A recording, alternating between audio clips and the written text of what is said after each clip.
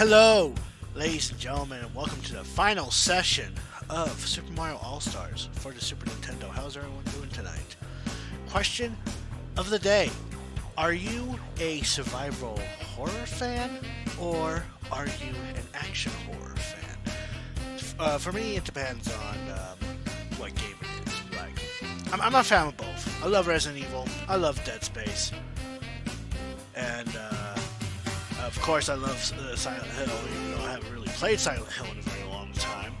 I like Five Nights at Freddy's 1. But, yeah, no. But the reason why I'm asking that is because eventually,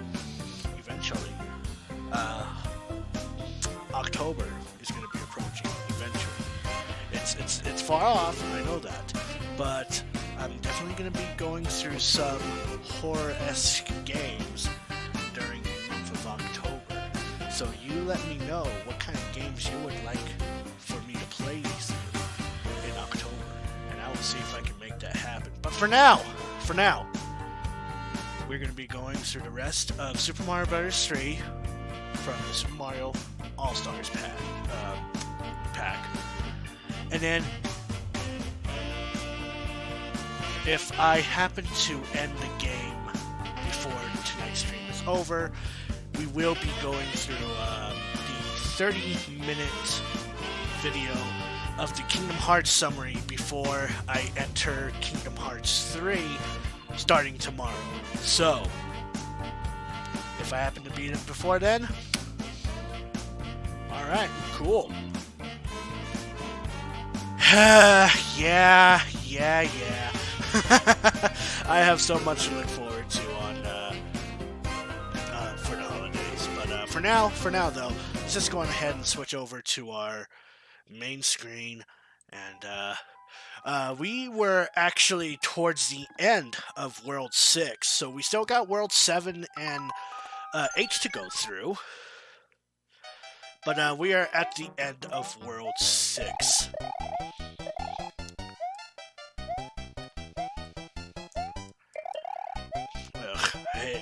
Oh god. And so it begins. Oh, that's a bit of a... Okay, whatever. I'm just gonna run through. Okay, well, that wasn't bad. That was not bad at all. That's not a bad level. I think World 6 happens to have the most levels, too. Now that I think about it. Because it has, like, 10 normal stages, and then I think 3 fortresses? Which is pretty crazy. So World 6 definitely has the most levels in terms of length of each world. Okay. So we're gonna get... Oops.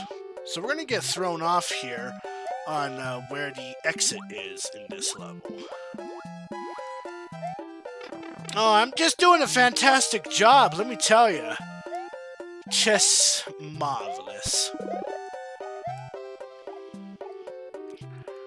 I don't know how I managed to survive that, but whatever. So the exit is actually going to be right here.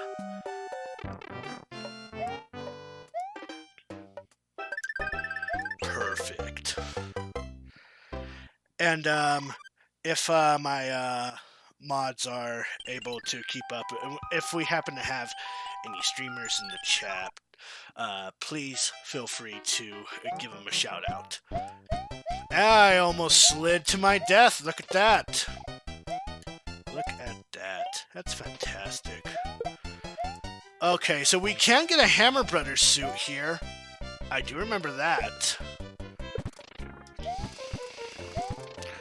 Oh boy. Oopsie! Okay, well, there's no way I can get that anymore unless I get a mushroom somewhere. Okay. I think... Well, forget that. That's okay. I got a fire flower right here. Because this is essentially the power up that we're gonna need to get our hammer suit.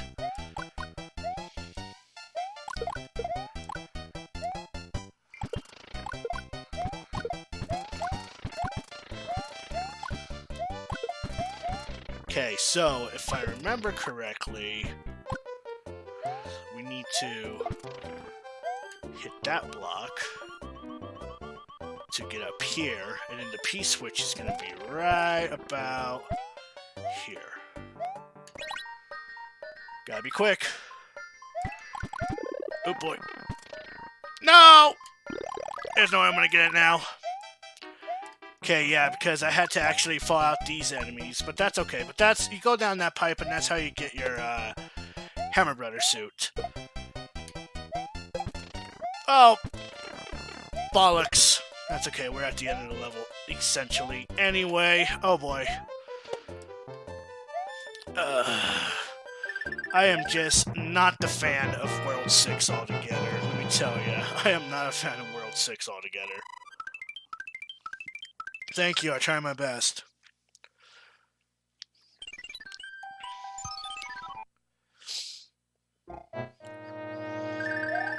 Oh boy.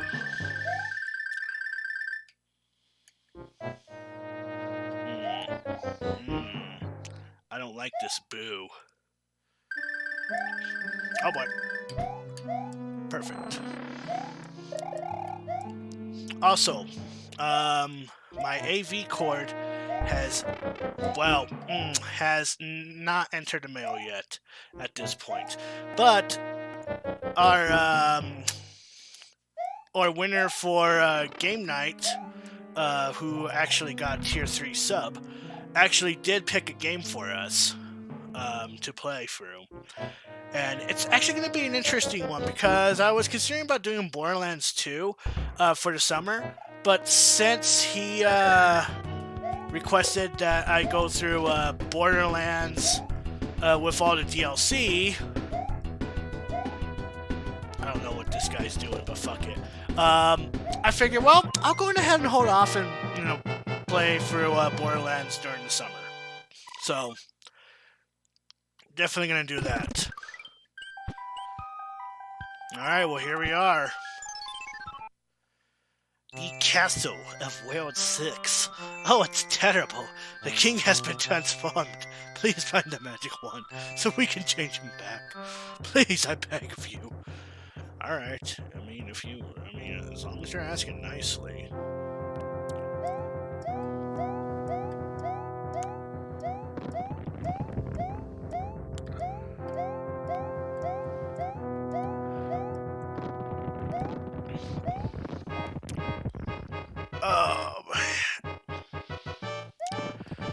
Oh, and yes, earlier I had a fantastic stream with Deviant Lost Mind. Can we get a shout out for Deviant Lost Mind, please?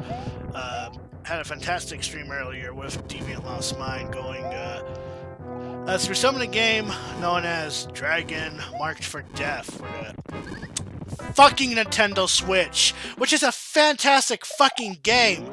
If you give it a chance, it's only 15 fucking bucks. You should pick it up if you haven't yet. That was a great fucking advertisement. Maybe I should just advertise games more often for my goddamn fucking streams.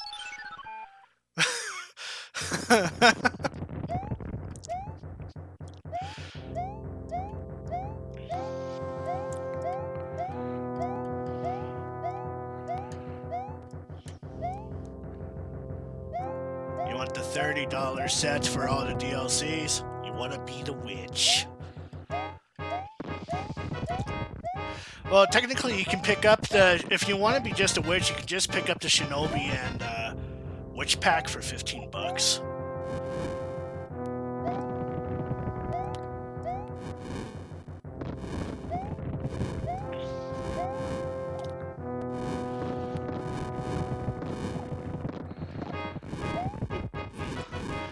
Well, you have to buy one for 15 to get the other characters. Oh, no! Oh! Fuck!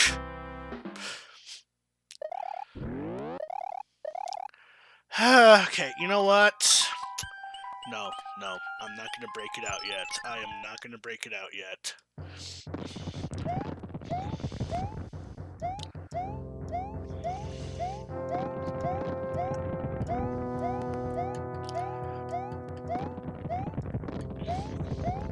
You know what game I was also tempted to pick up just for shits and giggles is Dragon Slayer, because I never played Dragon Slayer, like, at all.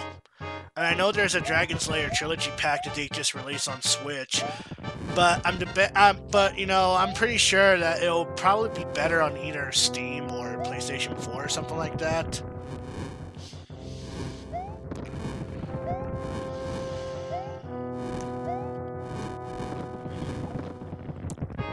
True, might as well get it now.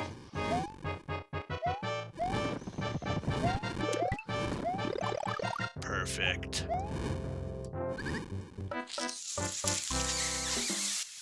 Fuck! I never have any issues with this airship. What is going on here?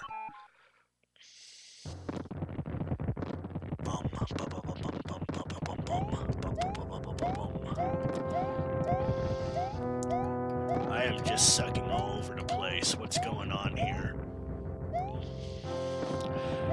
Yeah, no, so it's definitely cheaper to pick up a digital copy rather than a physical copy anyway, which, honestly, I don't mind either or. For most indie games, I should stress, because if you're thinking about picking up a digital copy of a Nintendo game on the cheap, good luck with that, first off. And secondly,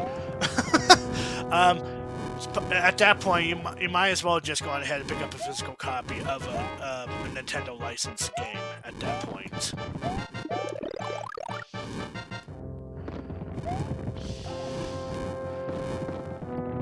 Hello, Lizabelle! How we doing? Thanks for the shout-out. How we doing? I almost just screwed up again.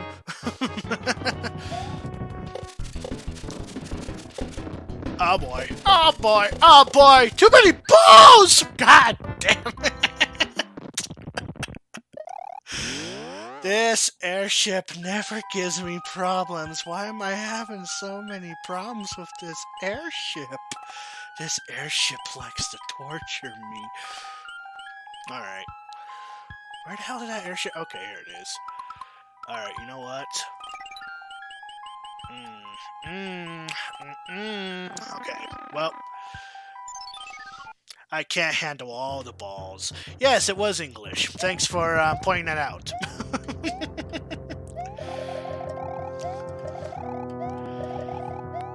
This is the finale of Super Mario All-Stars, assuming I stop dying on this airship. And, once I get done, if I get done with this game before the end of the stream, I will be showing off the Kingdom Hearts summary video that I happened to bump into last night, actually. That's like 30 minutes long, before I kick things off with the new playthrough of Kingdom Hearts 3, starting tomorrow. And to those that don't know, I am actually planning on, I had a poll for this, and, I am going to be extending my streams for an extra hour, exclusively for the Kingdom Hearts 3 playthrough, so, well, fuck.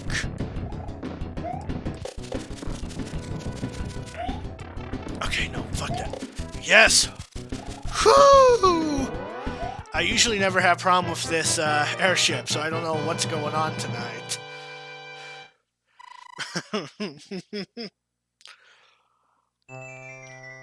Kinda does. Okay, not a problem. I know you won't. I know you won't be here for those. And then after Kingdom Hearts 3, actually decide on going through Kirby Superstar after Kingdom Hearts 3, so stay tuned for that. Greetings, I am well. How many times have you died on this airship? Well, how about I just use your notes to just Alright, well, welcome to World 7. Insert obvious pot joke here.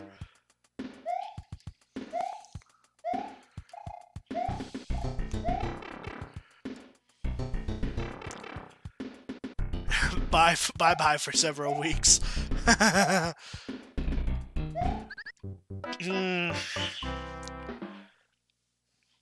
That's okay.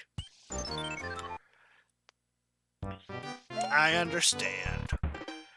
I understand. You do you. I'll do me. But we won't do each other. Probably. Okay. Okay, so I'm gonna wait for that. Okay, perfect. Because I'm using the emulator, the controls are a little, they're not that great. They're not that perfect, to be perfectly honest. Oh, okay. Well, I just almost had a mini heart attack there, but that's okay. We're just gonna pretend. We're gonna pretend that all's well that ends well.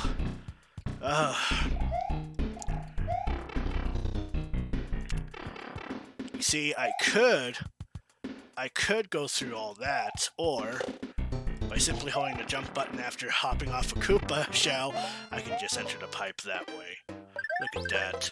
First level.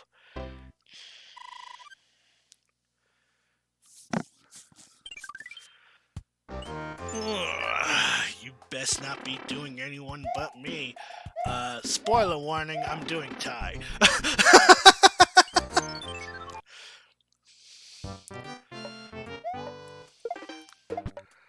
Alright, so I'm gonna... Perfect.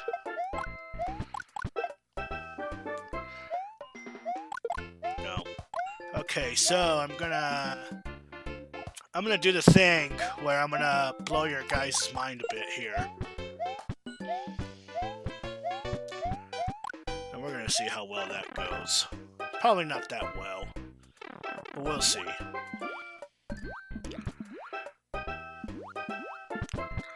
Okay, come on. Get me up that pipe. Thank you.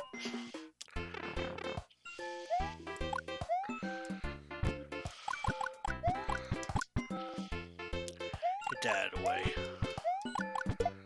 This section of the level has always confused me.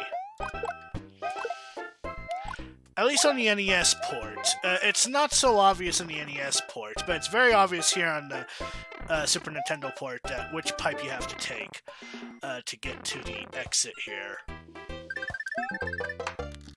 But you know, I need to stop sitting on my legs. That is just a terrible, terrible habit that I need to stop. Oh. Well, I just got lost. Don't mind me.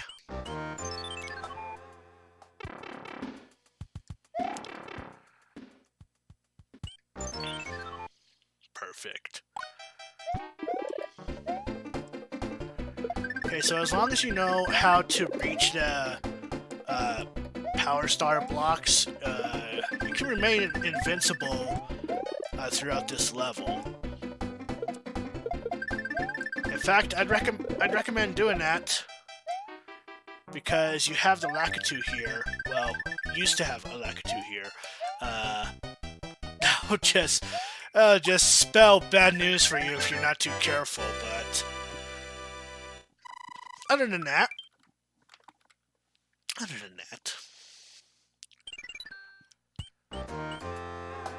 And here I am sitting on my leg again. What nonsense? What fresh BS is this? Alright, well, for the longest time I considered this level to be the worst, but it's actually not that bad. If you have a fire flower, you can actually clear this level pretty good, pretty quick.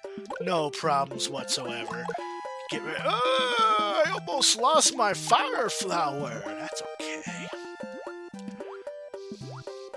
By the way, me and Beauty and Black were playing Borderlands not too long ago. And we kind of miss Borderlands 2. Kind of. Fun fact, I never did complete Borderlands 1. So, there's that.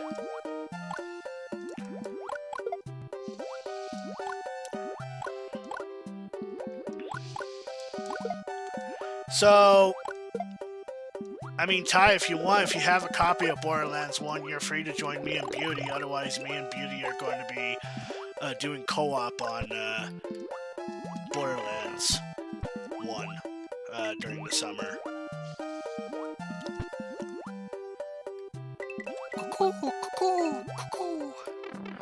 I'm just a fishy too.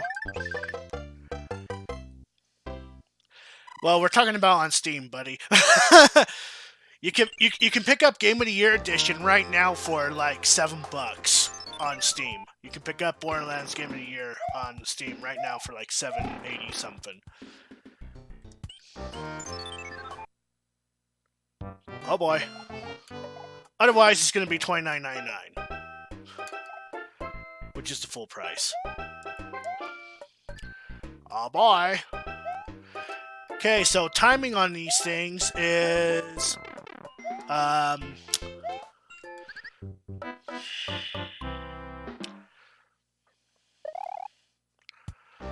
okay, sounds good. I hate the timing on these little plants though, let me tell you. Wow! How... You know what? I'm not even going to question it. I said this was going to be a 100% playthrough, damn it. And by God, I will complete every single level in this game. If it's the last thing I do.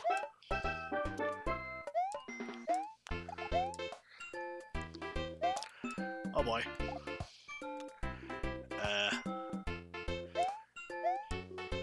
Okay, so I gotta take this pipe right here.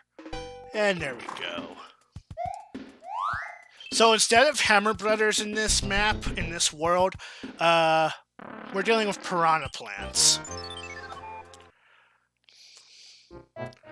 Oh boy, I should have grabbed a mushroom here. Alright, that's fine.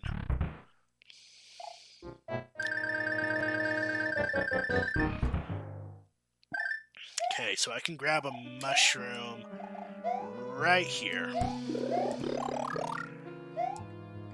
Because we actually need a raccoon tail for this area.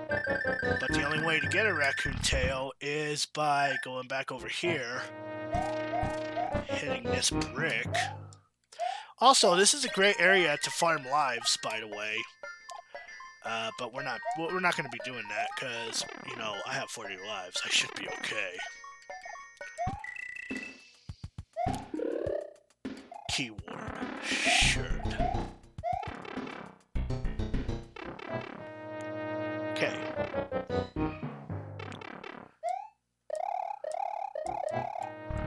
Okay, so then we have to use the power of the Tanuki to fly up here to get into this pipe, which leads to the exit of the fortress.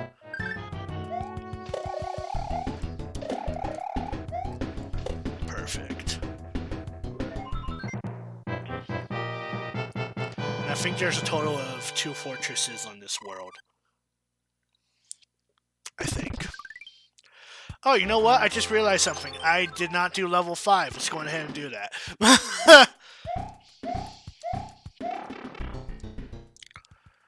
Let's go ahead and clear level 5 here.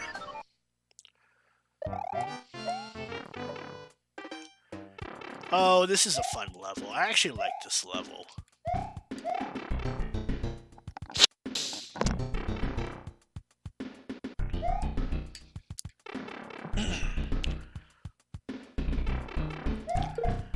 Bye-bye bombs.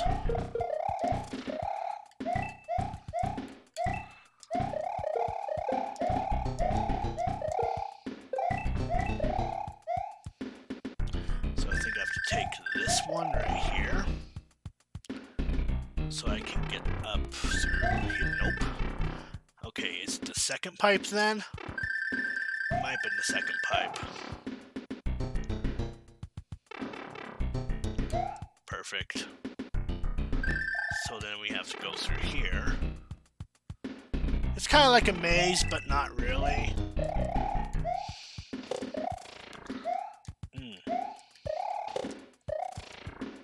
Well, I was trying to be clever, but didn't help out in my favor whatsoever. But that's okay.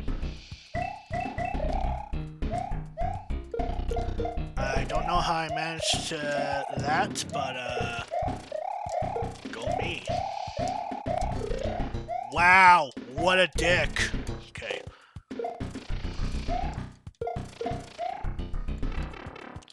Well, I need to go down here to create a path right here.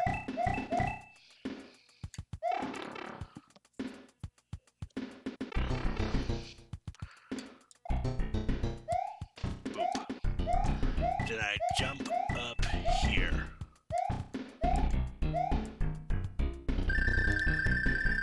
There we go, and I think there's one up right here. Perfect. And this should be the exit.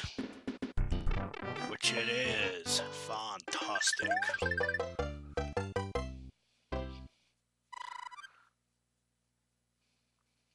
Boop. Okay, let's get back on track here.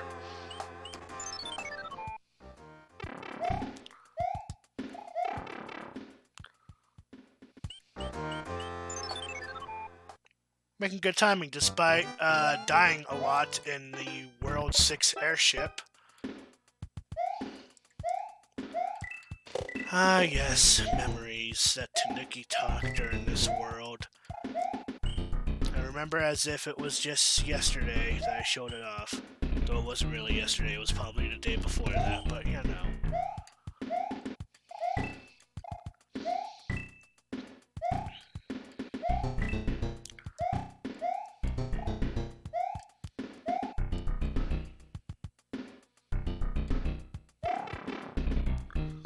Much love, Beauty, much love.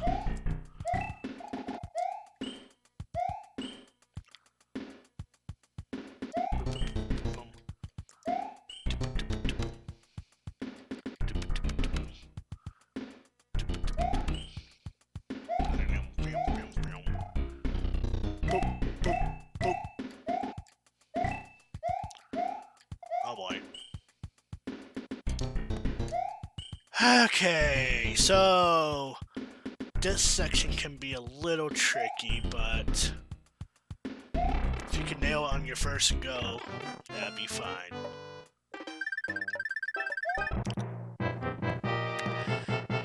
And hey, look at that, got all my lives back, essentially. I got all my lives back.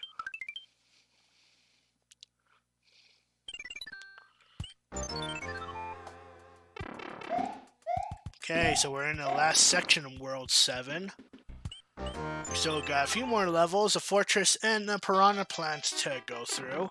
But that's okay.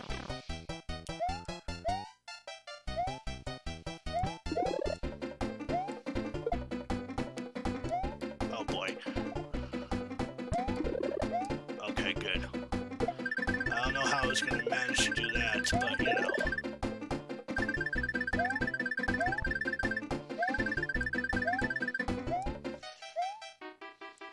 Fuck it. Ah, damn it. Okay, you know what? Let's go on ahead and use... I don't really have a mushroom, do I? Oh, looks like I'm using a fire flower. This should be fine. Hopefully. This should be fine.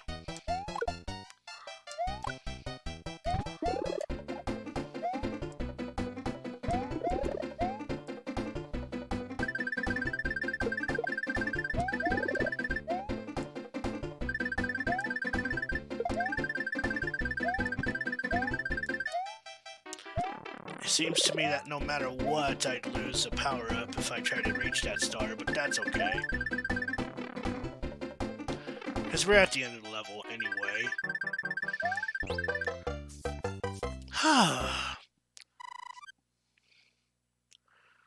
Though what failed to play for us while we were playing Borderlands, babe, is the intro for Borderlands 1.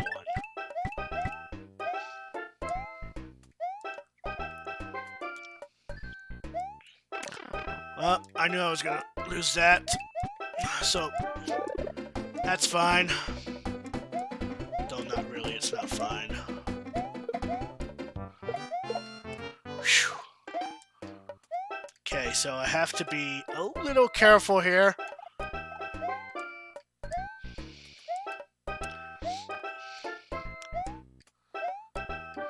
Perfect. Okay, because I gotta be careful here because frickin' nibblers that shoot out fireballs, which I don't know how I didn't die there. I should have, but I didn't.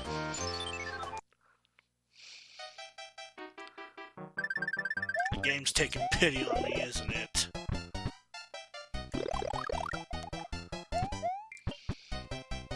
Okay, this level's a bit of a maze, too.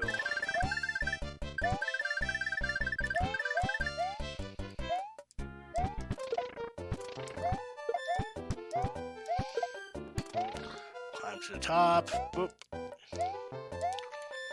And I think we have to. No, we still have to remain on top here.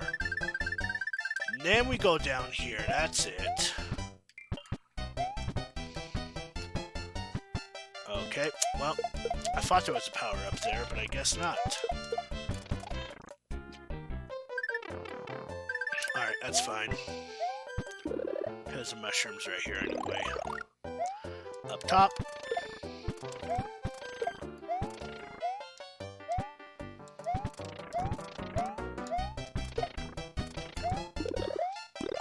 Yeah. Okay, we're at the end of this level anyway. And there we go.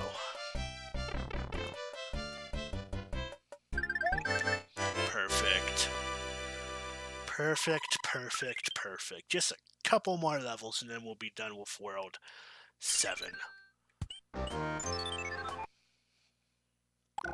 Oh boy, it's this level. Alrighty. Well, already I'm gonna hate this level. I think there's a power star. I'll take it. Fuck it.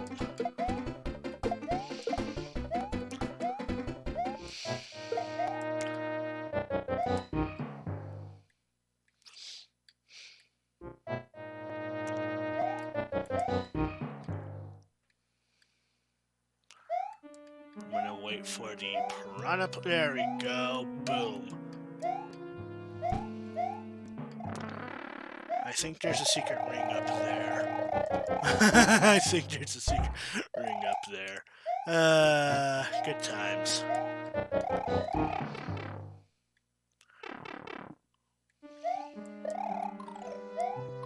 Okay, so I'm gonna have to... Whoop. Gotta activate the front so I can... there we go. Hello, Boom Boom.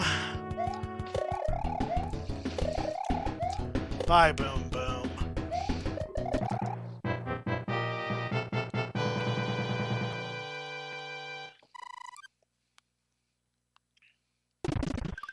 Okay. We're making good time. We're making good time. Making up for lost time considering I am a natural fuck-up, but that's okay.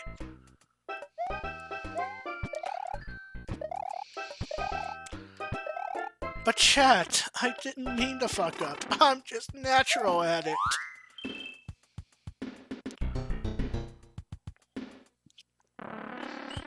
Alright. This is technically the final fortress. Oh, it's terrible. The king has been transformed into a Yoshi, no less. Please find the magic wand so we can change him back.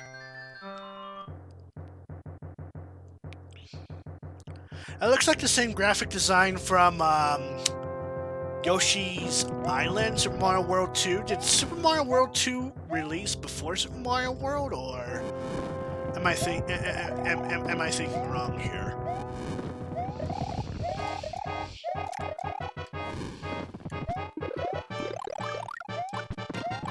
Watch me suffer.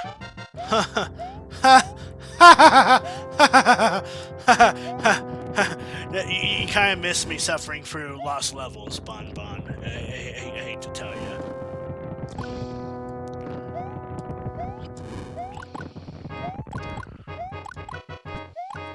But thanks for tuning in.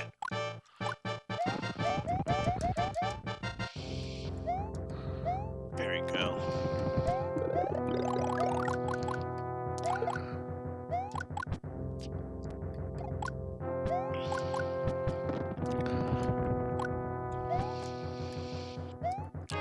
I've been listening to Ty. Oh, I see. I see.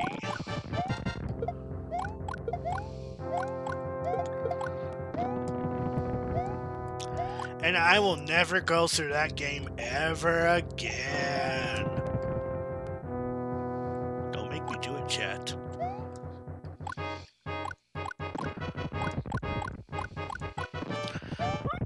Okay, perfect. This is the longest airship in this fucking game.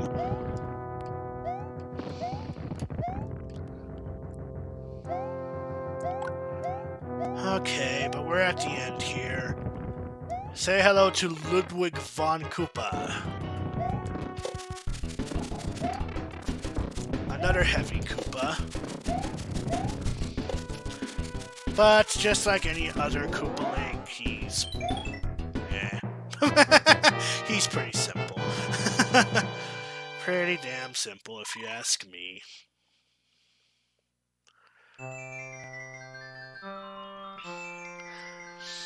So, technically this is supposed to be the end of the game. I mean, we've rescued all of the 7 kingdoms. Princess Peach is still fine.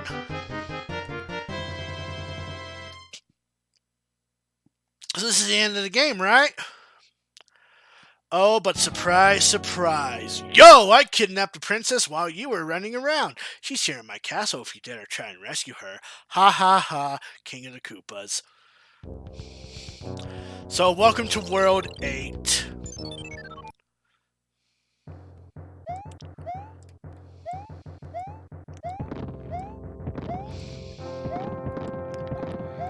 Oh boy. Oh, this is all bad.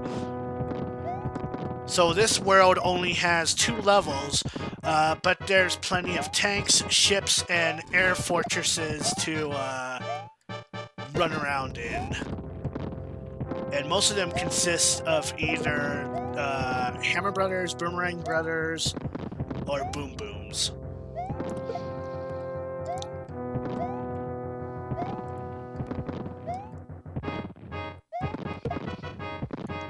I do like the simple design of this area, though.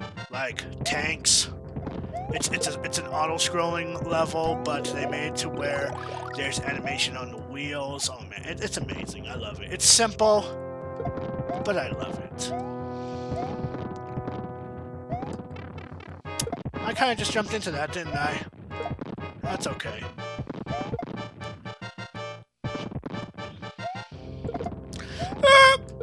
Okay.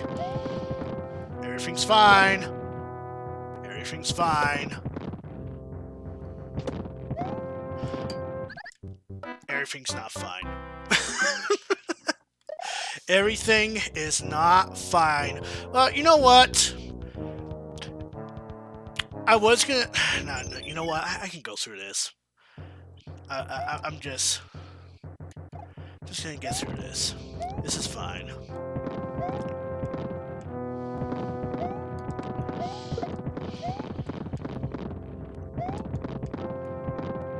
Such a shame Imaginatius isn't here. They're gonna miss their chance of me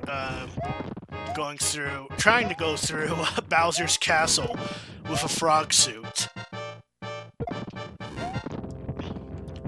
It's gonna be glorious. Hopefully it'll be glorious.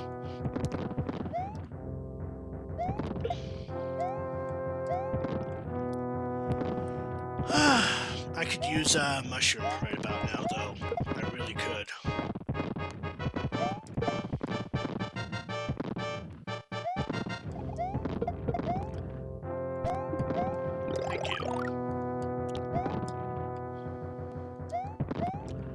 I don't know if it's just me, but on the Game Boy Advance ports of these games, I really got sick and tired of hearing Mario going like, thank you so much, or every time you like pick up an item or whatever, and like if you get hurt, it'll be like, ow, or like it's I mean, it's the touches that we don't need. It is the touches that we don't need. It's there, and that's cool, but I kind of got sick and tired of the voice acting and the advanced ports after Super Mario Bros. 2.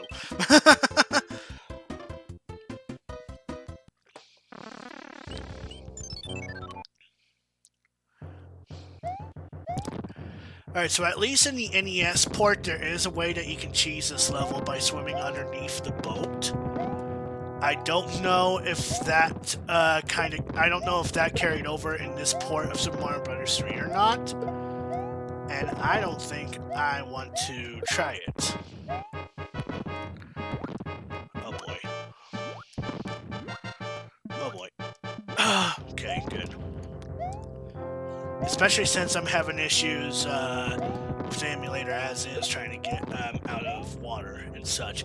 And speaking of, this is supposed to be lava, right? How the hell is this airship or boat just floating on top of this lava? How is Mario so... Alright, it's a video game, I shouldn't question it. It's a video game, I should not question it.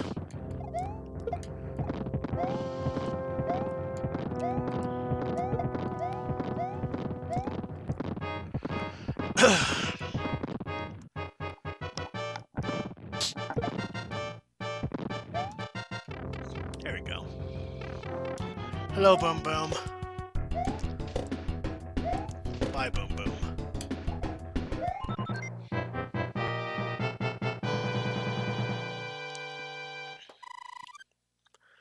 You guys didn't really answer my question, though. What games would you like to see me go through in October? I know it's a long ways away, but I am curious as to see what games you want to see me go through in October for the spirit of Halloween.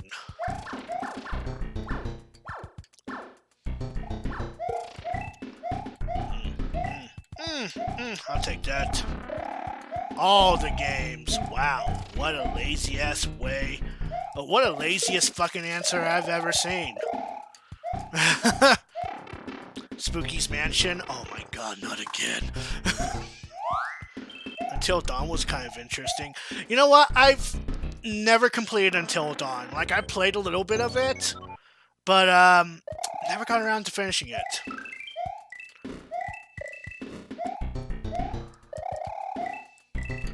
But I do have a copy of Until Dawn download on my PlayStation 4. I actually picked it up when it was on sale.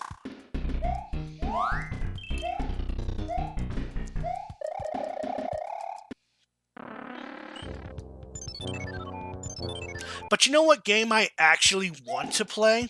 If I pick up a copy on the PlayStation 4, is Heavy Rain.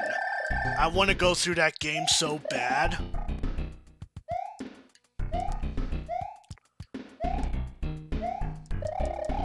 I wouldn't mind going through Heavy Rain. That game, it may be bad, but it's so bad that it's good, and I love it.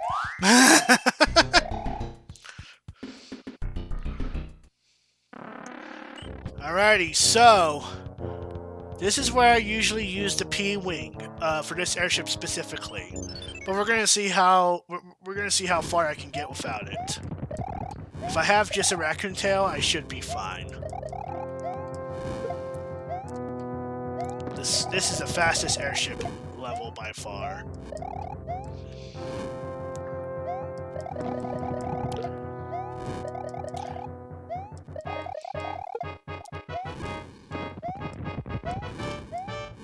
Oh, I've seen playthroughs of it, so I know how bad it can get. But I still want to get through it because, like, call me a sucker, but I love I love cheesy story and such like that. Like, it's one of those games where, depending on what you do, you can clear the game with like multiple characters, depending on if you're doing good with the game or not.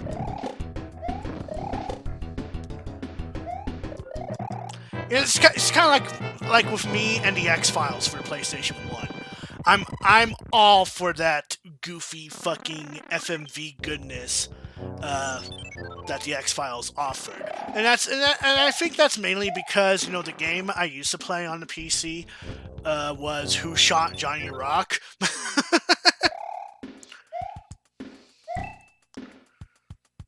Which, that game is amazing.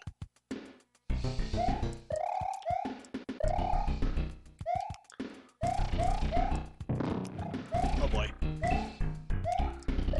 Alrighty, this is where things are gonna get interesting here. Well, there goes my, fuck me. Of course there's a fucking boo here. Can I... well, I tried. Fuck it. Run!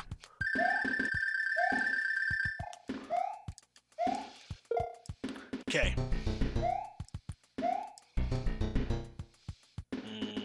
Not liking this. Perfect.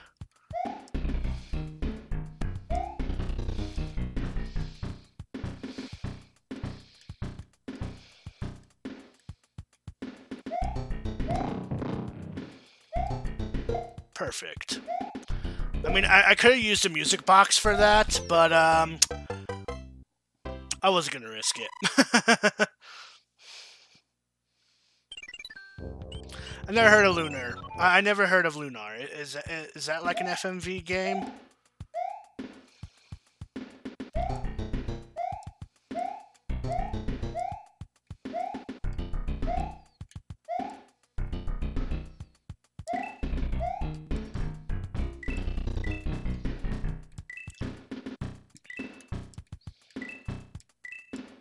Perfect.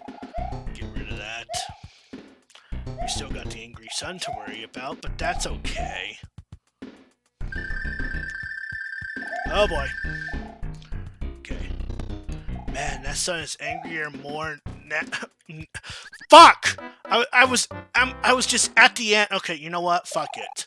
We're gonna cheese the level! So if you're not familiar with what the P-Wing is, basically you have infinite flight for one level. And this is how we're gonna do it. Old school graphics. Oh, it's an anime RPG. Old school graphics, anime cutscenes, super cheesy story. Oh man. I'll have to look into that.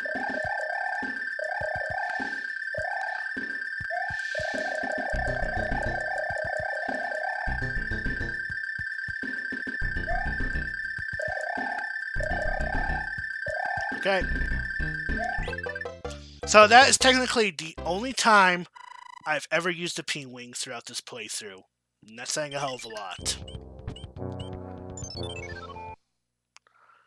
It's out of print and super... Ah, fuck. So, but surely there's a playthrough of it on YouTube somewhere, right? Fuck me! Okay, well, that's fine. I need to go over here and get this... There we go.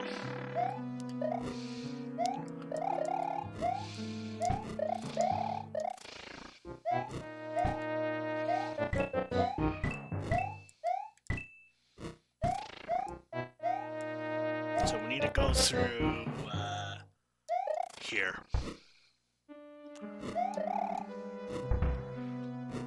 Timing. You can get the revamped version on a PSP, though. But is it digital? Is it digital, though? I don't know if it is a digital release or not. If it's a physical release, then...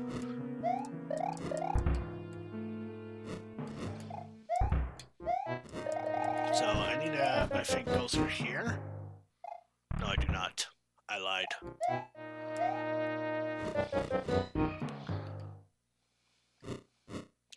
Perfect. You You can download it if that's what you mean. Yes, that is what I mean.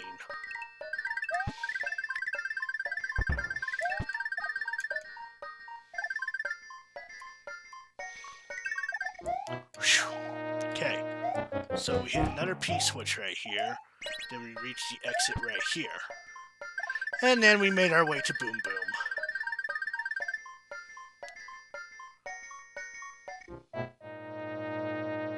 And we're essentially at the end of the game. We just got one more tank to go through, and then Bowser's Castle awaits us.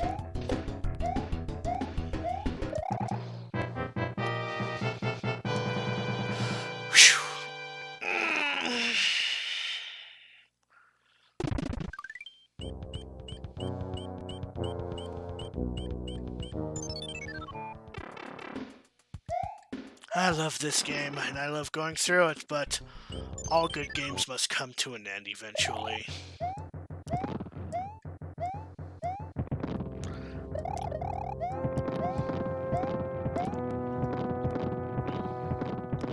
If they were to release a Super Mario All-Stars port for the Switch, I'd definitely pick it up.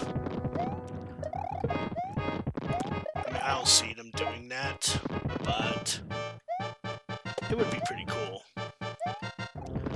Have like all the classic Super Nintendo Mario games on one cartridge for the Nintendo Switch. Play whatever Mario game that you want on the go. Now, technically, they already did that for the Nintendo Switch Online thing, which, alright, that's cool and all, but I don't know. I love the eye candy that I'm receiving here in All-Stars.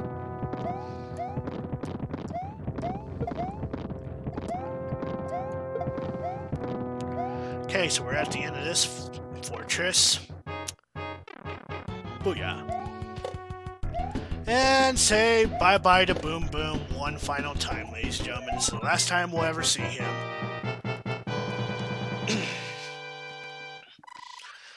Alright. How many frog suits do we have? 1, 2, 3. 3 frog suits. Okay. We're also gonna need a star. Wish me luck. I'm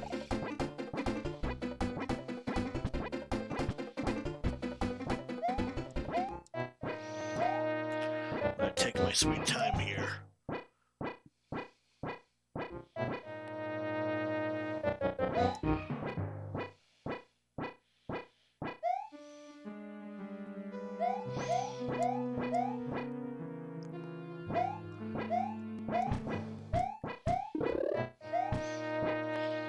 Well, fuck! Well, that's the first attempt. Okay, fuck it. I'm gonna die, I'm gonna attempt it again. I will make this happen, damn it. I don't care how many attempts in fact, you know what? This is an emulator. The power of saving. You get ultimate. You get like unlimited tries when it comes to emulation. We still got about an hour to kill anyway, so you know.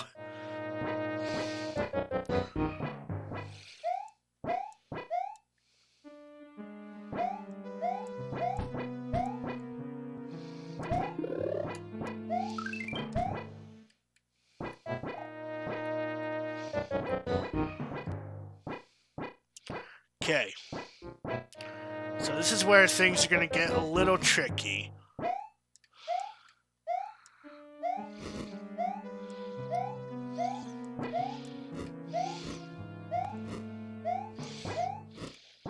Okay.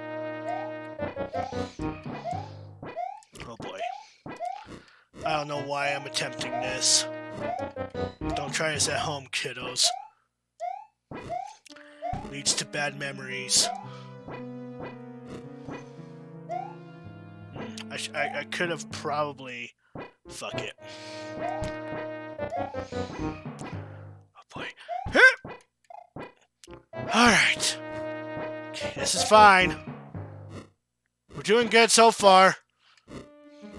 At least until Bowser blows his fireballs at us. Alright! You know what? We're making such good progress. I'm gonna make another save state right here.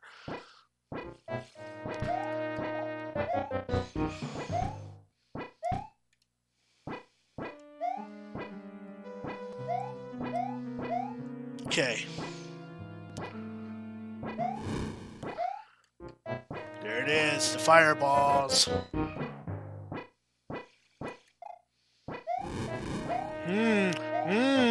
Huh. I'm just Frog Mario, don't mind me. I'm just Frog Mario. Don't fucking mind me, I'm gonna do it! Alert, cause I'm going to start streaming shortly, duder. See you soonish. Alright.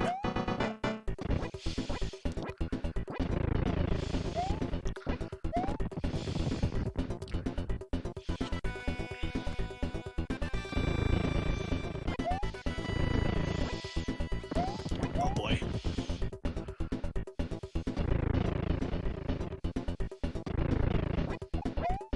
Ugh. That's okay. It's a good thing I made a fucking save state right there. It's gonna happen, damn it! I am gonna save Princess Peach in nothing but a frog suit.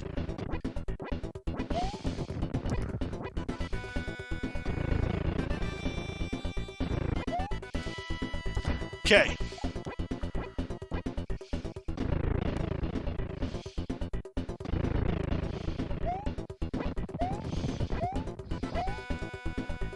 Good progress so far. Okay.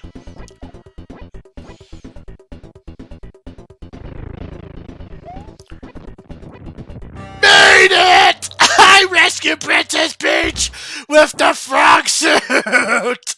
Yes! I did it! I did it!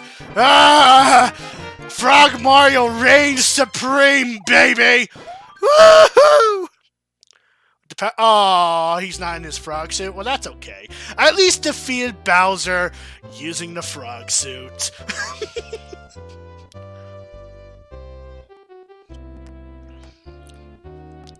Thank you, but our princess is in another castle.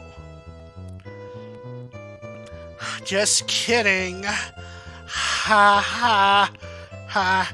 Bye bye. What a weird ending text.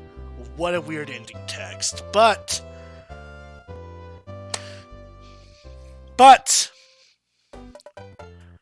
that was Super Mario Bros. 3 and the end of Super Mario Brothers All-Stars. I hope you all enjoyed what you've seen here within the past week. I sure as hell had a blast despite going through lost levels. Yes, I defeated Bowser using the frog suit, with save states, mind you, but I still did it! I love this game, though. If I have to choose an all-time favorite Super Mario game, it's definitely this game. This game, my number one, my top one classic Mario game, with Super Mario World being second. I love this game so much. Everything about it is so great.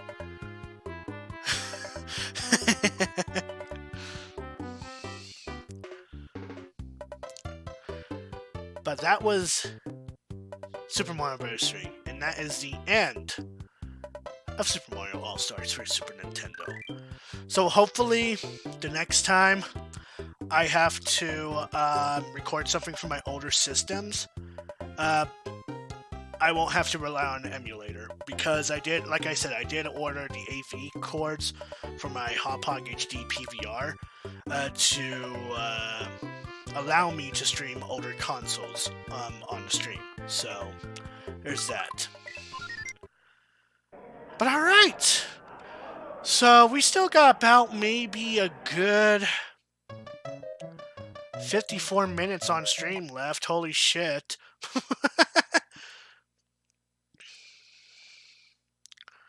Well, shit. What to do now? I mean, we could do the Kingdom Hearts summary, but then that'd still leave us with about use your words. Go on, let me see. Let me think here.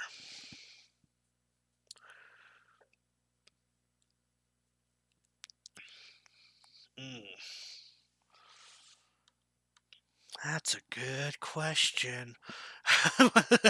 I wasn't expecting to be done with the game so soon. I thought I was going to be done within like an hour and 30. But here we are. This is kind of awkward. You know what? Let's go on ahead and enjoy ourselves. Let's go on ahead and prepare ourselves with the summary of Kingdom Hearts before we step into Kingdom Hearts 3 tomorrow. With Kingdom Hearts 3 right around the corner, we here at Suggestive Gaming figured now would be the perfect time to go over the saga's famously complex storyline. So get ready, because we're going to tackle this series from start to finish. This is what you need to know about Kingdom Hearts. Our story begins in the age of fairy tales, when the world was whole. Kingdom Hearts, a massive collection of hearts, was the source of all light and thus wisdom and power. Kingdom Hearts had a counterpart in the form of the X-Blade, which also served as its protector. The Master of Masters, an elusive prophet, studied the X-Blade and discovered a way to create a weapon called the Keyblade in the image of the X-Blade by extracting it from a person's heart. The Master of Masters foresaw a devastating battle on the horizon, which would bring forth the end of the world. He trained 5 of his apprentices, named the Foretellers, to each lead a separate union to protect the world and its light from the approaching darkness. He gave each of them their own Keyblade as well as a special role, including giving one member, Luxu, a Keyblade in which he had placed his Gazing Eye, giving the Master of Masters knowledge of any event this Keyblade with no name observed. He also gave Luxu a special black box that he cannot open, but seemingly knows the contents of. After assigning these roles to his apprentices, the Master of Masters disappears, leaving the Foretellers to carry out the roles. Might as well show it off. However, shortly after, one of the Foretellers, Ira, discovers a nightmare, a dark version of a creature called a Dream Eater which exists to plant bad dreams upon those who sleep. This leads the group to believe that there is a traitor in their ranks. By the way, after the group fractures under this pressure, conflicts begin to raise between the 5 unions, and the Master of Masters' true intentions seem to be shown. One Foreteller, Ava, gathers various powerful Keyblade wielders who show resistance to the growing darkness, and convinces them to go into hiding instead of fighting, naming this new underground group the Dandelions. As the unions fought each other for control of the world's light, or Lux, in order to fight off the growing darkness, the fractured efforts only allowed the darkness to overtake the entire world. This was called the Keyblade War, and it eventually caused the X-Blade to shatter into 20 pieces, 7 of pure light and 13 of pure darkness. Without its protector, Kingdom Hearts disappeared into the darkness. After the battle, the world was saved by the light within the hearts of children, however, not fully. The one world was split into many disconnected worlds. The dilapidated battleground that once hosted the Keyblade War was then known as the Keyblade Graveyard, filled with the Keyblades of those who failed in the war. The remaining wielders, the Dandelions, vowed to protect the world from further destruction and later worked to reunite the unions. Years later, when the events of the Keyblade War were known only as legend, a young man on the Destiny Islands known as Xehanort was paid a visit by a mysterious cloaked figure. As it turns out, this figure was a being named Ansem. A form of Xehanort's future self, traveled back in time. Ansem is a being called a Heartless, which is essentially a living manifestation of the darkness within someone's heart. Ansem grants Xehanort the ability to travel through time in order to gather 10 vessels to house fragments of his future self's heart in order to create an organization that could recreate the X-Blade and restart the Keyblade War. After traveling through time and returning, Xehanort loses his memory of the events, but carries a subconscious desire to become a Keyblade Master and carry out the events that would lead to this foreseen future. Ansem also returns to his own time. Xehanort travels to the Land of Departure and trains to become a Keyblade Master along with his fellow pupil and friend, Ericus. The friendship between the two begins to fracture, however, when Ericus believes that the darkness in the world should be eliminated, whereas Xehanort believes it can be controlled, and that instead of eliminating darkness, it should instead exist in an equilibrium with light. An aging Xehanort then takes an apprentice, named Ventus, with the sole purpose of using his body as a vessel to transfer his heart into.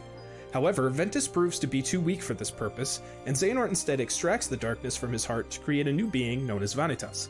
This process also births a new breed of being called the Unversed, creatures attracted to negativity. Xehanort decides to use Vanitas to recreate the X-Blade by combining his heart of pure darkness with a heart of pure light, which he would find later. Xehanort takes Ventus to Destiny Islands to die, but there, his broken heart is unknowingly touched by a newborn baby named Sora, whose heart mends his own. This allows Ventus to survive, and Xehanort instead takes the boy to Ericus to be trained with his other two pupils, Terra and Aqua. Xehanort sees one of these other apprentices, Terra, as a suitable vessel after the failure of Ventus, and he begins to manipulate him into turning against his friends. During this period, Terra visits Destiny Islands and meets a young boy named Riku. Terra performs a ceremony called the Bequeathing, a ritual in which a Keyblade Master or someone of an equal level has someone touch their Keyblade to inherit the power to wield one. Terra bequeaths Riku, and a Keyblade called Kingdom Key chooses him.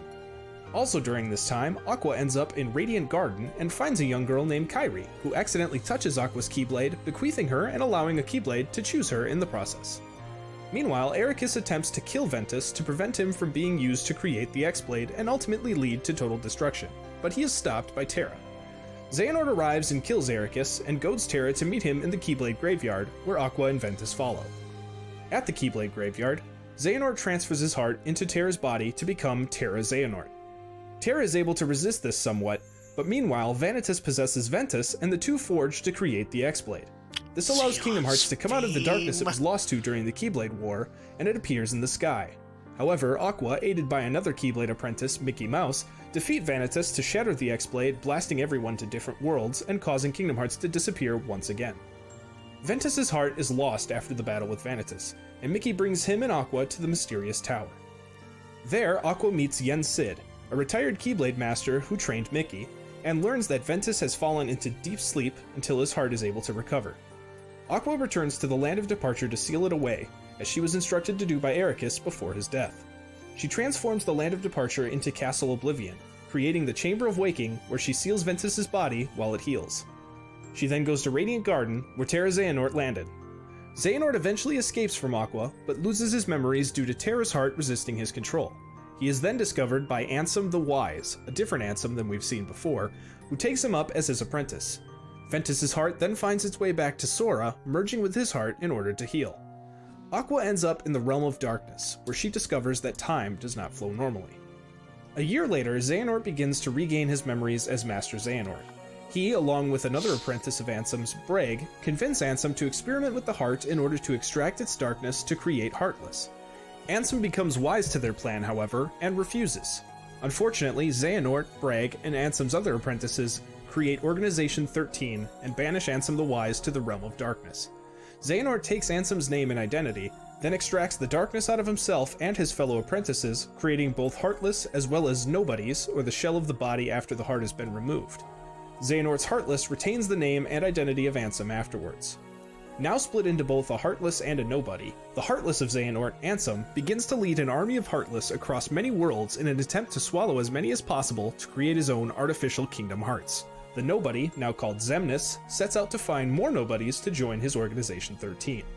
Elsewhere, Ansem the Wise discards his stolen name, harnesses the power of the darkness but doesn't let it consume him, and escapes the Realm of Darkness to Twilight Town.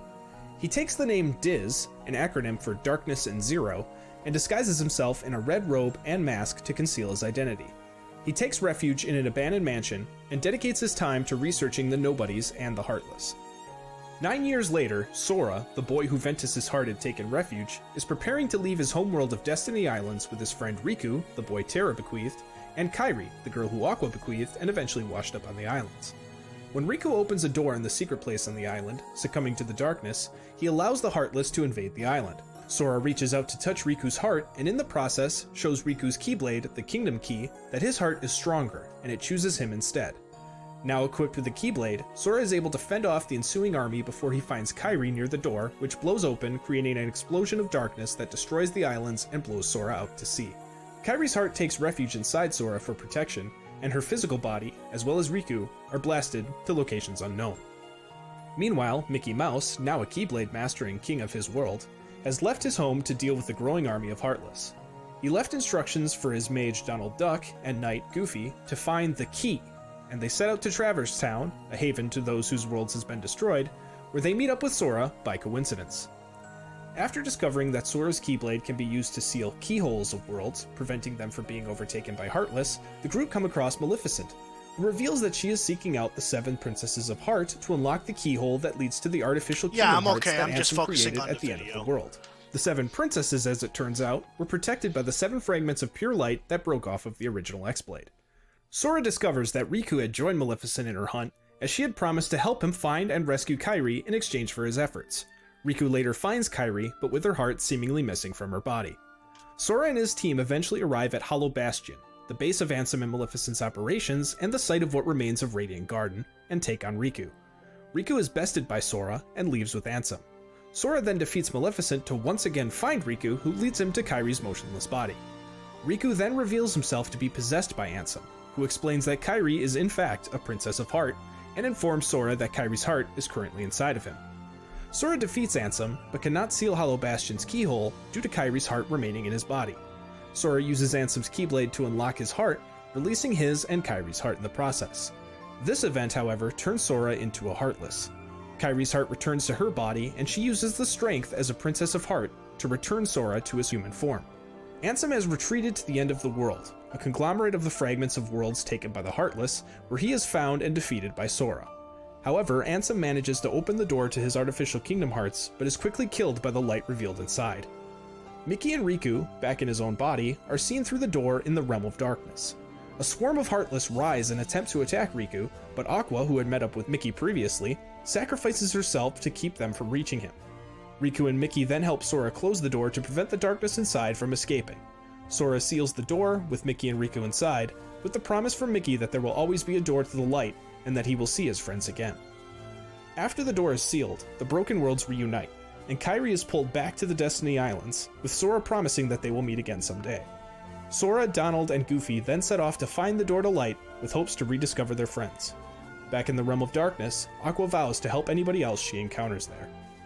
Unbeknownst to Sora, when he unlocked his heart, he created a nobody for both he and Kairi, named Roxas and Naminé respectively. Shortly after their creation, Naminé is found in the floors of Castle Oblivion by Organization 13 and is taken captive, while Roxas is found in Twilight Town by Xemnas and recruited as a member of the organization.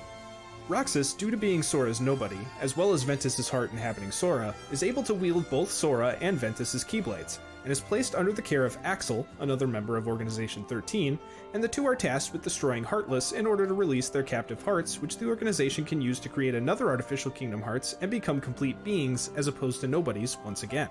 Shortly after Roxas's induction into the organization, a new member named Xion joins as well. Xion is a mysterious person, whose appearance changes based on the Preceptor's relationship with her. Xion and Roxas bond, and Xion reveals that she is also able to wield a Keyblade.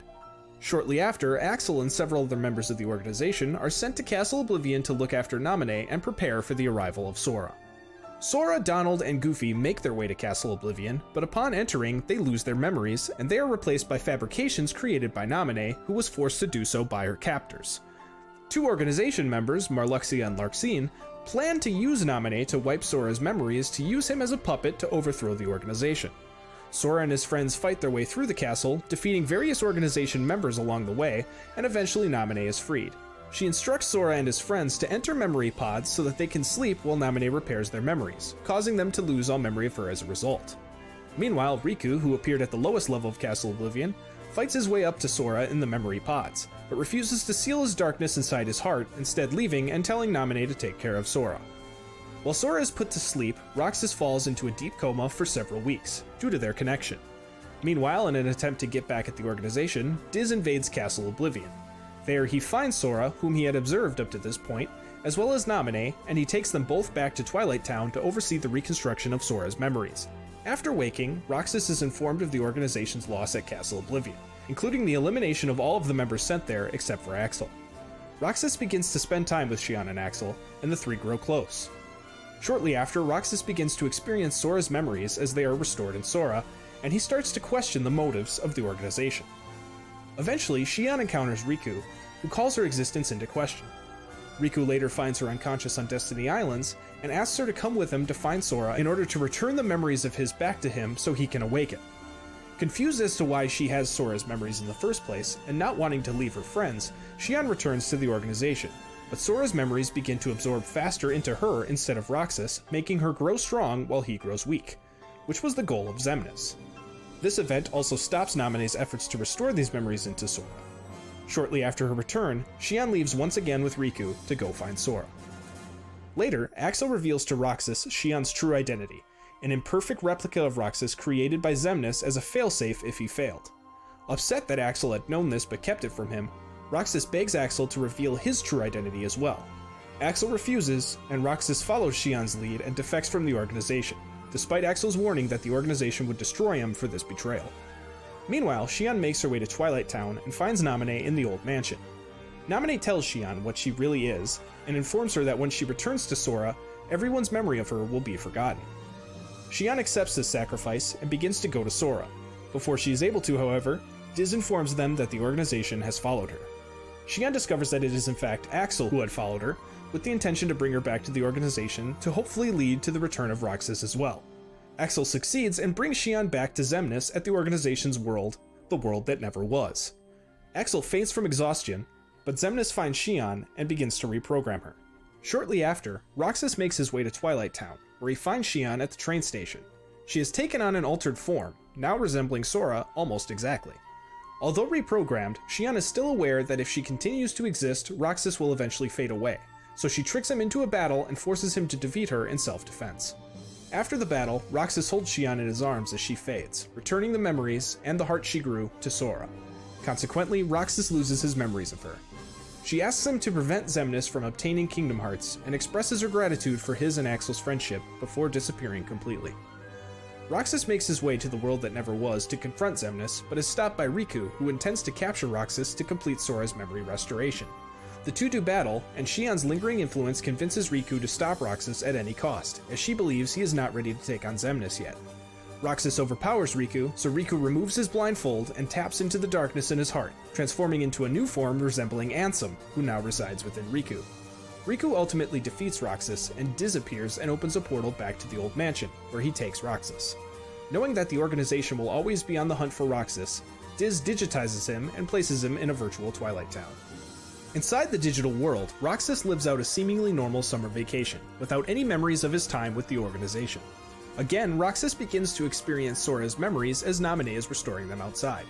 Soon, nobodies begin to invade his town, along with Axel, who were sent there by the organization after finally discovering where Roxas was hidden. Roxas is surprised when a Keyblade appears to help him fend off this attack, and due to an interruption by Diz, Axel is unable to retrieve Roxas, returning to the organization empty-handed. Roxas also comes in contact with Naminé, which connects his heart with Kairi, Naminé's true counterpart. Kairi is able to use this connection to communicate with Roxas, and when she asks about Sora, he is able to communicate through Roxas and speak to her. As more and more anomalies in the digital Twilight Town begin to take effect, such as time freezing and other various glitches, Naminé eventually reveals the truth to Roxas. She informs him that he is a nobody, and that he will one day meet with the boy he sees in his dreams, Sora. Axel appears again, threatening Roxas that if he does not return to the organization, Axel will be forced to eliminate him. Diz intervenes once more, however, and tells Roxas to meet him at the old mansion, freezing Axel and the rest of the world in its tracks. Roxas complies and meets Naminé at the old mansion, and she tells him that reuniting with Sora will not cause him to disappear, but instead make him whole again. Diz appears to take Naminé away, but not before she tells him that they will meet again one day, even if they don't recognize each other. Roxas eventually regains his memories and realizes that Naminé was telling the truth about him living in a simulation, and being placed there by Diz and a cloaked man, who in actuality is Riku. Roxas finds Diz's computer and destroys it in anger, although it is just a digital copy. Axel appears one more time and the two face off one last time. Due to regaining his memories, Roxas is able to fight to his full ability, including summoning both of his Keyblades. Roxas defeats Axel, who retreats. Roxas expresses that he hopes to see Axel again someday, but he replies that only Roxas has a next life. Roxas enters the room where Sora is kept, finding a sleeping Donald and Goofy along the way. Diz greets him as he arrives and goads him with remarks about his purpose and existence. Roxas begins to attack Diz, revealing that he is just a hologram. Roxas continues the assault until Diz disappears, and in his place, a pod opens in the center of the room. Inside, Roxas finally sees a sleeping Sora. Roxas accepts his fate and purpose, and smiles sadly, stating that his summer vacation is over while he rejoins with Sora. As Sora begins to wake, he hears Roxas call out his name. Confused, he opens his eyes to instead see his friends, Donald and Goofy, calling for him. Sora and his friends then meet Yen Sid, who informs them of their opposition, namely the Heartless, the Nobodies, and Organization 13. Then Sora, Donald, and Goofy once again set off to protect various worlds from the Heartless, but now discover that there are two groups, one led by the Organization and the other led by a recently revived Maleficent. Elsewhere, Axel travels to Destiny Islands to find Kairi, luring her with a promise to see Sora in an attempt to kidnap her. Riku is able to stop this by creating a corridor of darkness to transport her to Twilight Town, but she is shortly found once again by Axel, who successfully captures her. Shortly after, she is taken by Saïx, Xemnas' right-hand man and Axel's former friend. Meanwhile, a Hollow Bastion restoration committee is formed to restore Hollow Bastion back to its former glory as Radiant Garden. This committee includes Sora, Donald, and Goofy, but also some of the various inhabitants of Traverse Town Sora met at the beginning of his journey. After finding Ansem the Wise's secret lab, including his computer and Xehanort's various notes on the Heartless, the committee discovers that the world is being attacked by Heartless. They fend off the attack to find Xemnas. Mickey runs after him, and quickly thereafter, Sora, Donald, and Goofy find themselves surrounded by a massive Heartless army. The three hold off the attack and eventually catch up to Mickey. Xemnas taunts the group, implying that Mickey knows more about a still missing Riku's location than he lets on, before vanishing in a corridor of darkness, with Mickey in tow. The trio are then accosted by Axel, who tries to help them by revealing the organization's plans, but is stopped by Saïx. Saïx instead reveals the organization's intent to Sora, to use the power of Sora's Keyblade to capture the hearts of the Heartless to build the new Kingdom Hearts. Saïx summons a group of Heartless to attack Sora to force him to release their hearts. Suddenly, Maleficent appears to summon her own Heartless against Saïx, but he is able to summon Nobodies that dispatch them easily. Maleficent then attempts to hold off the Nobodies on her own, telling Sora to escape and find a way to defeat the organization, opening a corridor of darkness beneath them, taking them to the Realm of Darkness, which Sora is able to escape to safety using his Keyblade. Sora resumes his quest to rid various worlds of Heartless and Nobodies, eventually making his way back to Twilight Town, where he ends up at the old mansion with Hayner, Pence, and Olette, Roxas' friends in the simulation. They are ambushed by a group of Nobodies, but Mickey arrives for the save, and the group make their way into the basement of the mansion to find Diz's computer, which they use to enter the simulation. Inside, they are again ambushed, but this time by an overwhelming horde of Nobodies. Axel arrives and sacrifices himself to eliminate the horde and save Sora. While on the ground, fading away, he apologizes for kidnapping Kairi, revealing her location to Sora.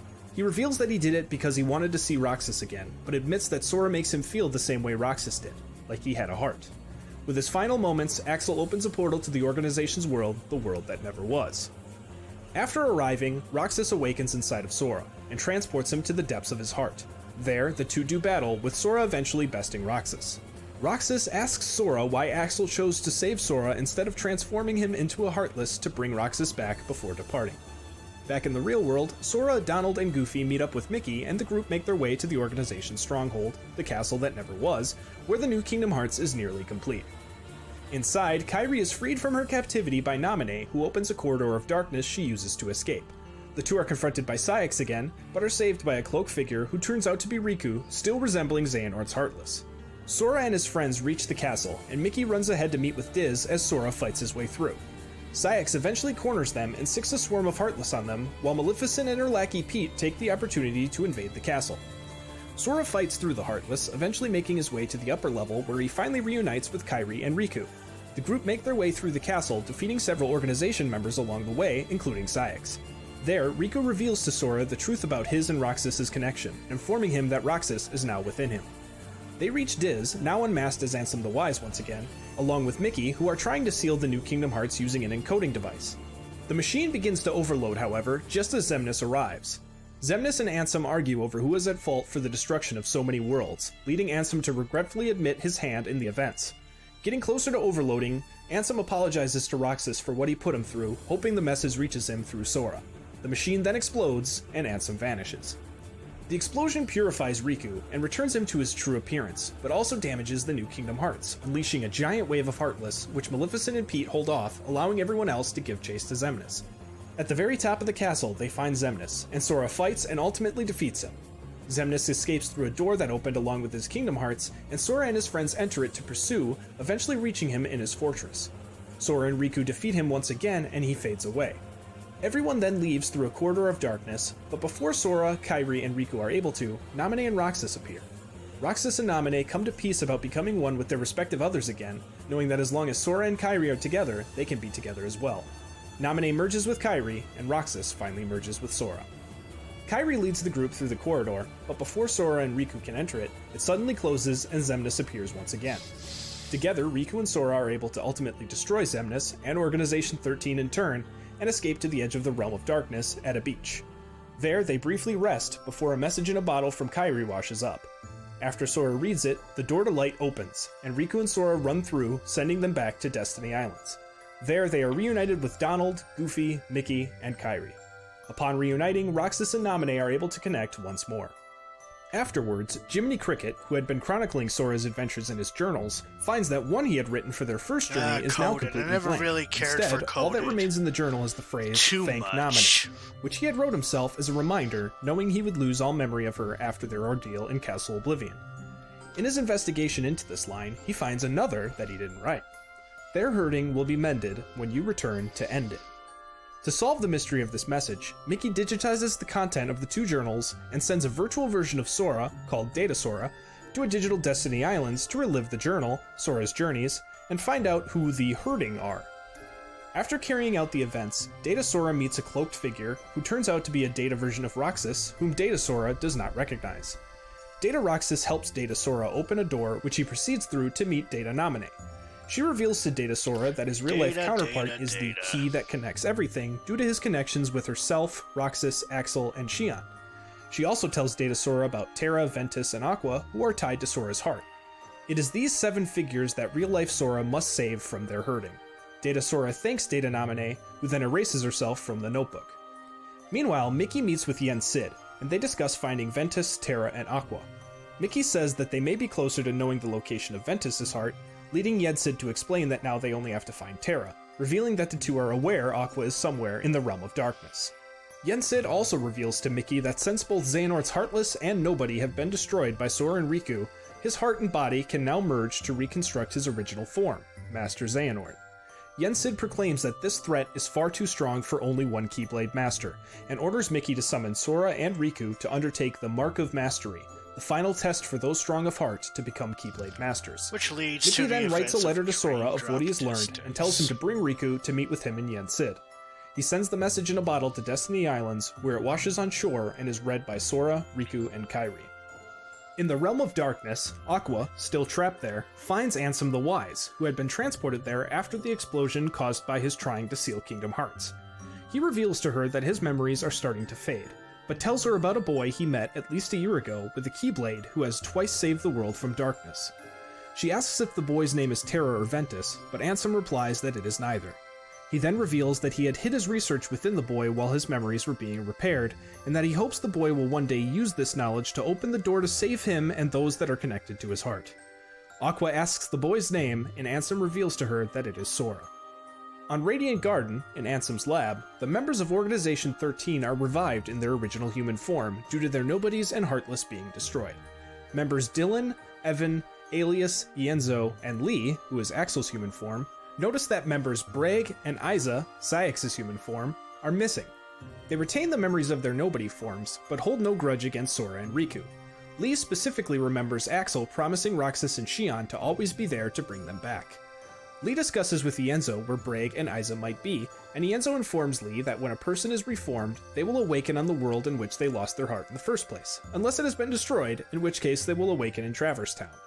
Lee remembers that Bragg and Isa were in Radiant Garden when they became Nobodies, so he leaves to go search for them. Meanwhile, Sora and Riku appear before Yen Sid, who begins their Mark of Mastery exam. The trial sees the two to visit various worlds that have been restored from the Heartless' attack after their first journey, but have remained in a state of deep sleep that disconnects them from other worlds. Sora and Riku must awaken the worlds and return them to the Realm of Light by unlocking the 7 keyholes they find on these worlds. Should they do this, they will obtain the power required to defeat Xehanort and be named Keyblade Masters. They are then sent back in time to Destiny Islands to enter the Realm of Sleep along with the world. Sora dives into the dreams of the worlds, but Riku unknowingly dives into Sora's dreams instead, becoming a Dream Eater and protecting him from his nightmares. While Sora and Riku are away on their exam, Mickey gets a letter informing him that Minnie has been kidnapped by Maleficent and Pete, and he, Donald, and Goofy set off to Disney Castle to rescue her. Once there, Maleficent demands access to the data worlds Mickey created. Lee emerges from the corridor, and Mickey recognizes him as Axel. Lee corrects him before the four of them return to the mysterious castle to speak to Yen Sid. There, Lee requests that Yen Sid give him the ability to wield a Keyblade. Yen Sid warns him that this path will not be easy, but Lee persists and is trained by Merlin the Wizard and the three good fairies who use their magic to shorten the training period. In the Sleeping Worlds, Sora and Roxas encounter both Xehanort's Heartless and Nobody along with a mysterious young man. After they seal all 7 keyholes, Sora is transported back to the real world and to the world that never was. There, Sora finds that Braig has once again become his Nobody, Xigbar. The mysterious young man appears once again and places Sora into a deep sleep. Inside this dream, the young man reveals himself to be a young Master Xehanort, and he reveals to Sora his ability to travel through time.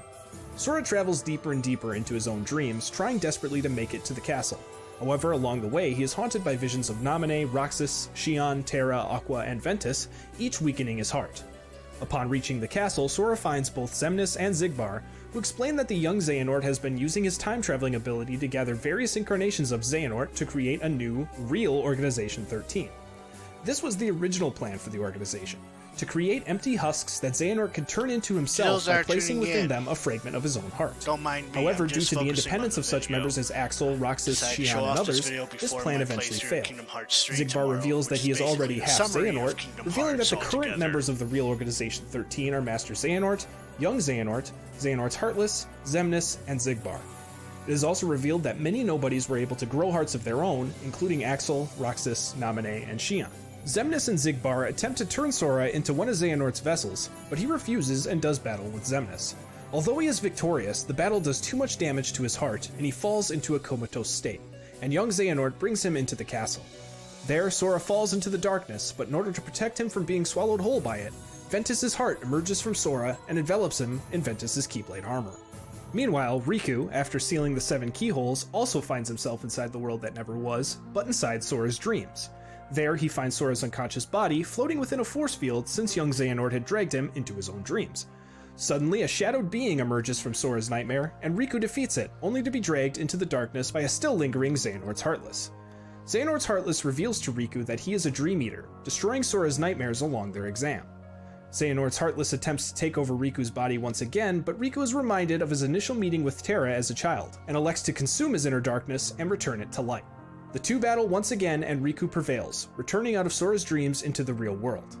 He makes his way to the castle's throne room, where he finds Sora still asleep. Young Xehanort appears and reveals that Sora will be used as his new 13th vessel, since using Riku and Roxas has both failed in the past. Young Xehanort reveals the other versions of Xehanort to Riku, including a newly revived Master Xehanort. Mickey arrives in an attempt to save Riku and Sora, but is stopped by young Xehanort, whom Master Xehanort has put his consciousness within, allowing him to draw his Keyblade and do battle with Riku. Riku is victorious, but in the time the battle took place, Master Xehanort was fully revived. Xehanort reveals his ultimate goal to create the 13 Darknesses to battle the 7 Lights to recreate the X-Blade and restart the Keyblade War. Suddenly, Xehanort's Heartless and Xemnas grab Riku and Mickey to restrain them, and Master Xehanort attempts to place a fragment of his heart into Sora. At the last moment, however, Lee appears to protect Sora and block the fragment. Xehanort sends another member of the organization after Lee, which turns out to be Saïx, Isa's Nobody. Lee is able to dodge him, and Xehanort summons a powerful Heartless to defeat the group. Donald and Goofy are able to arrive and defeat it, however, and Master Xehanort retreats with his organization, vowing that this is only a temporary setback and that his plan will succeed. The group return to Yen Sid at the mysterious tower with Sora's body and inform him of Master Xehanort's current scheme. In order to awaken Sora, Riku must use the power he obtained by sealing the 7 keyholes to dive inside Sora's body to reassemble his broken heart. Kitsune, welcome to inside, the stream. Riku does battle with Sora inside Ventus's Keyblade armor, which has been corrupted by a nightmare. This frees Sora, but he disappears, causing Riku to use Sora's Keyblade to enter a version of Destiny Islands. Here, Riku meets with what appears to be Roxas, Ventus, and Xion before finally meeting with a data projection of Ansem the Wise. This projection reveals that Riku is actually accessing the research data that the real Ansem had hidden inside Sora while his memories were being restored. Try not Ansem to tells spoil Riku about Sora's ability to connect with because I'm others' actually hearts, going to be playing and that this on ability, going along with the data contained in a bottle given to tomorrow. Riku, might be able to bring back those who have been lost. Ansem finally reveals that by defeating the Nightmare and his subsequent interactions with Roxas, Ventus, and Xion, Riku was able to awaken Sora in the real world. Riku returns to find and awaken Sora. celebrating the end of the exam. Yensid reveals the results that while both Riku and Sora performed admirably, only Riku was declared a Keyblade Master, as Sora failed by falling to the darkness. Lee then surprises the group by exclaiming that he will be the next to attempt the Mark of Mastery. He then summons his Keyblade for the first time. Sora then travels back to the sleeping Traverse Town to visit his Dream Eaters. Elsewhere in Castle Oblivion, a still resting Ventus smiles as a result of Sora's happiness. Back inside the tower, Yensid and Mickey discuss the history of the Keyblade War and the X-Blade, and conclude that the 7 Princesses of Heart must be protected by 7 Guardians strong enough to stand against the 13 Darknesses. Mickey surmises that they then need one more Guardian, just as Riku appears, who has brought a guest that Yensid had called for. Yensid reveals that this person can also wield a Keyblade, and to Riku and Mickey's surprise, this person is Kairi. Yensid then reveals that in order to protect the 7 princesses, they must rescue Ventus, Terra, and Aqua. Ventus is safely hidden away by Aqua, but she is still lost in the realm of darkness. Mickey retells his last experiences with Aqua, revealing that she had sacrificed herself to save Riku. Riku is upset at this information being kept from him, but is then informed by Yensid that it had to be hidden until a safe means of entering the realm of darkness was discovered. He then informs them that this means has been discovered, and Riku and Mickey are given protective garments by the 3 good fairies. Merlin is also tasked with training Kairi and Lee, and they all leave to begin their assignments. Shortly after, Sora returns to the tower to reunite with Goofy, Donald, and Yensid. Sora is then informed that by nearly becoming Xehanort's vessel, Sora has been stripped of many of his powers and abilities. Yensid then reveals that the data Ansem the Wise gave to Riku is currently being analyzed by Chip and Dale.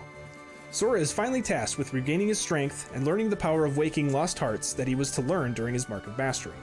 Yensid suggests that Sora visit another hero who had once lost and regained his strength, reminding him of Hercules, and he leaves, along with Donald and Goofy, to visit him on Olympus Coliseum. Later, Sora realizes that the lanes between the worlds have been closed, but Goofy remembers Yensid saying, "May your heart be your guiding key." Sora then uses his heart to summon a gate to Olympus Coliseum, and the 3 blast off in their ship, leading us to Kingdom Hearts 3. Hey everybody, thank you so much for watching this video, and if you enjoyed it, please give us a like and subscribe for more. A huge thanks goes to Elf Demon and PNXB. I thought it was the best summary video to show off before we step into Kingdom Hearts 3 tomorrow, which I can't wait for that. It's going to be amazing. And like I said, exclusively to this playthrough, I am going to be extending each of my streams and by an hour. So I will be streaming for 2 hours during my work nights and 3 hours during my weekends. So I hope you guys are looking forward to Kingdom Hearts 3 tomorrow. On that note, I know it's a little early, but we're gonna go ahead and wrap things up here and find someone to raid here. So let's see here. And the reason why I showed off the video, Moonlight Kitsune, if you're wondering, is because I've completed Super Mario All-Stars early. So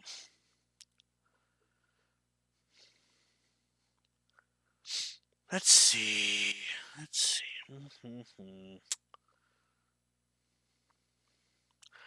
To those that are a subscriber,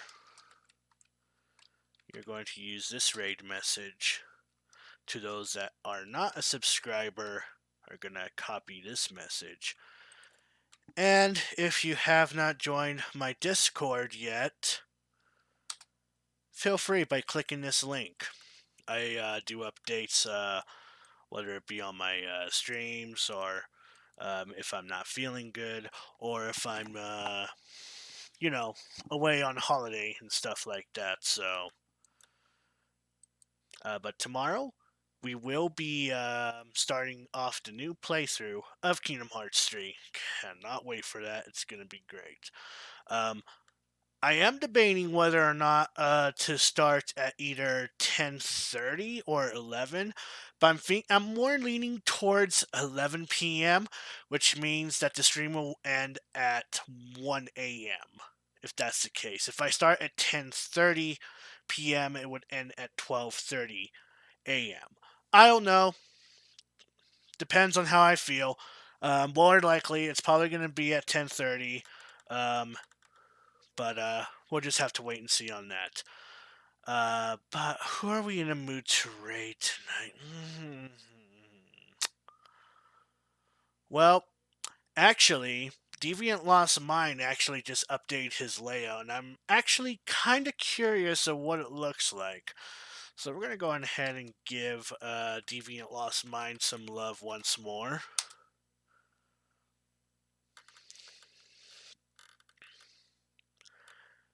And once we are ready, we can go on ahead and raid Deviant Lost Mind. And tomorrow, I will see you with Kingdom Hearts 3. Until then, I'm the Blue Hedgehog 2010. As always, happy gaming, my friends.